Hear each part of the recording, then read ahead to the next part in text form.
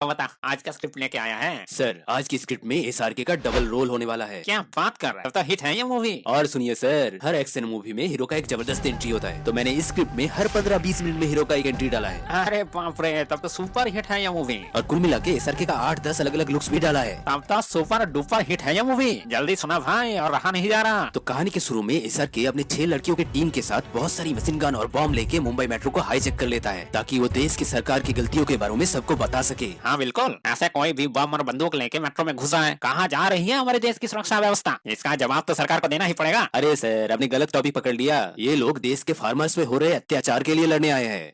अच्छा अच्छा, तो बढ़ाओ फिर। तो ये लोग एक बहुत बड़ी बिजनेसमैन काली की लड़की को प्लान करके मेट्रो पे ले आते हैं, जिसके 40,000 करोड़ का कर्जा यूं ही बैंक ने माफ कर दिया था। तो अब ये लोग उससे वो पैसा वसूल के गरीब किसानों का लोन चुकता कर रहा है। अरे वाह, ये तो रॉबिन हुड निकला। यस सर, पर इधर सरकार ने एक वेरी स्किल ऑफिसर को भेजा है इन सबको पकड़ने के लिए। तो ये लोग मेट्रो के सारे पैसेंजर्स को खुद के जैसा मास्क पहना के उन लोगों के साथ निकल जाते हैं और डिस्ट्रैक्शन क्रिएट करने के लिए ऑटोमेटेड मशीन गन से पूरे स्टेशन में फायरिंग करते हैं। दूर के एक अच्छी खासी बिल्डिंग में ब्लास्ट भी कर देते हैं। क्या? अगर किसी की जान चली जाती तो? डोंट वरी सर, ये लोग किसी को नुकसान नहीं पहुंचाएंगे। ये लोग तो सिर्फ अच्छा काम करते हैं। हाँ, बस आगे जाके ये लोग कुछ पुलिस वालों के मुंह में बॉम्ब फोड़ने वाला है, जो बेचारे अपने काम कर रहे थे। क्या? अरे है कौन ये लोग? तो ये 6 लड़कियां एक जेल के कैदी है और टाइम टू टाइम बाहर आके कुछ तूफानी करते हैं और फिर जेल में वापस चले जाते हैं। और इस जेल का जेलर है हमारा हीरो आजाद, जो इन सब का लीडर है। पर बाहर की दुनिया में वो एक नॉर्मल जिंदगी जीता है, जहाँ उसकी शादी के लिए लड़की भी देखी जा रही है और लड़की की जगह आती है उसकी बच्ची, जो अपने लिए पापा ढूंढ रही है। वाह, वेरी स्मार्ट बच्ची। वेल, ये स्मार्ट बच्ची स्कूल में सिर्फ एक ही सब्जेक्ट में पास होती है और बाकी सब में फेल। तो वो आजाद को स्कूल बुलाती है अपने पापा की पोस्ट में ड्यूटी करने के लिए। और तब उसकी मम्मी आ जाती है, जो दरअसल वही ऑफिसर है जिसे आजाद को ढूंढने का टास्क दिया गया है। मतलब इतनी सारी लड़कियों में उसी का रिश्ता आजाद के पास आया, इसकी क्या प्रोबेबिलिटी है? सर, मुझे भी मैथ में इस बच्ची के जैसे ही रसगुल्ला मिला था, तो ये प्रोबेबिलिटी मुझसे नहीं होगा। वो सब छोड़िए ना सर, इधर फिल्म का विलन काली बहुत ही खतरनाक काम कर रहा है। अच्छा, ऐसा क्या कर रहा है वो? अपना बाल कलर कर रहा है सर। क्या? यस सर, फिल्म के बीच में अचानक काली का बाल काला से बिल्कुल सफेद हो जाएगा। वाह, इतना कुछ जब चेंज कर दिया है तो उसका नाम भी काली से सफेद ही कर देना, या फिर सेंटा क्लॉज रख दें। Santa Claus? अरे वाह सर, क्या आइडिया दिया है आपने। ये डायलॉग तो क्लाइमेक्स में काम आएगा। अबे क्लाइमेक्स बाद में, पहले इंटरवल तक तो पहुंच। हाँ, तो अब आजाद का स्केच बन के रेडी हो जाता है और नर्मदा मैडम को अपने शादी की रात पता चलता है कि उसका नया हस्बैंड ही रॉबिन हुड है। हाँ, बेचारी को सुहाग रात के दिन मैनहुड की जगह रॉबिन हुड मिल गया।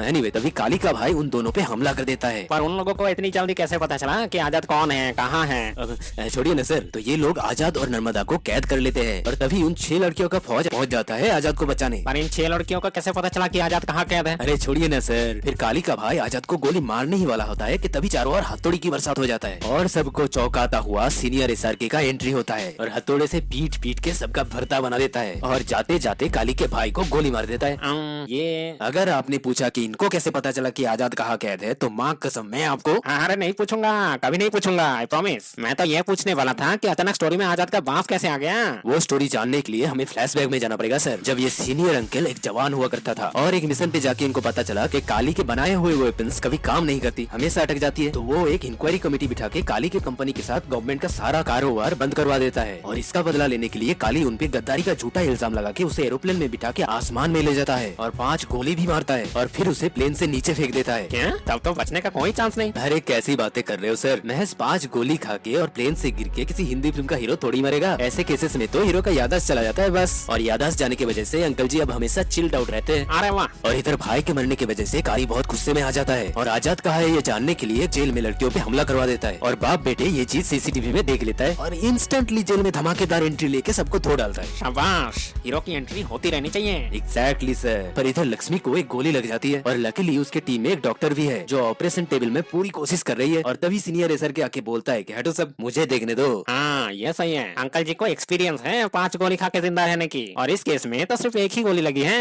हाँ, पर इस केस में विक्टिम मेन कैरेक्टर भी तो नहीं है ना, तो यहाँ पेशेंट का बचना इम्पॉसिबल है। तो अब ये लोग अपने अगले मिशन पे लग जाते हैं, जिसमें ये काली के सारे 2000 के नोट लूट के ले आते हैं। अबे इन लोगों को पता नहीं है क्या 2000 के नोटों का एक्सचेंज डेट तो कब का खत्म हो गया है? अब ये वाला सीन सुनिए सर। अब सीनियर एसआरके आ जाता है फुल एक्शन मोड में, बाइक पे चढ़ के जूतों से चिंगारी छोड़ के सिगरेट जलाता है, फिर वो जला हुआ सिगरेट डालता है बाइक के टैंकी पे और वो जलता हुआ बाइक जाके सारे गुंडों के गाड़ियों को लेके ब्लास्ट हो जाता है। अरे बाप रे, 2 सेकंड के लिए तो मैं रजनीकांत साहब को भी भूल गया था। सच में छा गए अपने अंकल जी। यस सर, और पकड़े भी गए काली के हाथों। Oh no. तो काली सीनियर एसआरके को टॉर्चर कर रहा है, तभी उधर आजाद टीवी पे लाइव आता है। तो काली एकदम कंफ्यूज हो जाता है कि विक्रम राठौर तो उसके पास है, तो फिर टीवी पे कौन है? क्या मतलब काली को आजाद के बारे में कुछ पता नहीं? नहीं सर, कैसे पता होगा? नहीं, अभी थोड़ी देर पहले ही उसने आजाद के बीवी बच्चों पे हमला करवाया, फिर अपने आदमियों से बोला कि पर ये मरे उसके 1 सेकंड पहले आजाद का आता पता इनके मुंह से निकलवा लेना। तो अब ये इतना कंफ्यूज क्यों हो रहा है? अब सर बुजुर्ग आदमी है, बाल भी सफेद हो गए हैं, भूल गया होगा ना। हाँ ये बात तो है। तो आजाद ने सरकार से कुछ डिमांड पूरी करवाने के लिए सारी ईवीएम मशीन लूट के अपने जेल के अंदर ला रखा है और जेल के दीवारों के चारों ओर 10 फीट तक लैंड माइन्स बिछा के रखा है ताकि कोई अंदर ना आ सके। और पुलिस ने उस जेल को चारों तरफ से घेर रखा है। तभी अचानक काली आजाद के बाप की कनपट्टी में बंदूक रख के आठ बकता है। क्या? पर वो कैसे आया? किधर से आया? चारों तरफ पुलिस है, लैंड माइन्स है। अरे सर, जहाँ क्लाइमेक्स चल रहा है वहाँ विलन को तो आना ही पड़ेगा ना। Logical point. तो काली आजाद के सामने उसके बाप को गोली मारने ही वाला होता है कि तभी उसका बंदूक अटक जाती है और सीनियर एसआरकी को सारा कुछ याद आ जाता है। और फिर ये लोग सबको पटक पटक के दो डालता है। लात घुसा चलाते हैं, चाकू चलाते हैं, बंदूक चलाते हैं, ग्रेनेड लॉन्चर चलाते हैं, लोहे के जंजीर से पीटते हैं, अग्निशामक यंत्र से पीटते हैं। क्या? Fire extinguisher sir.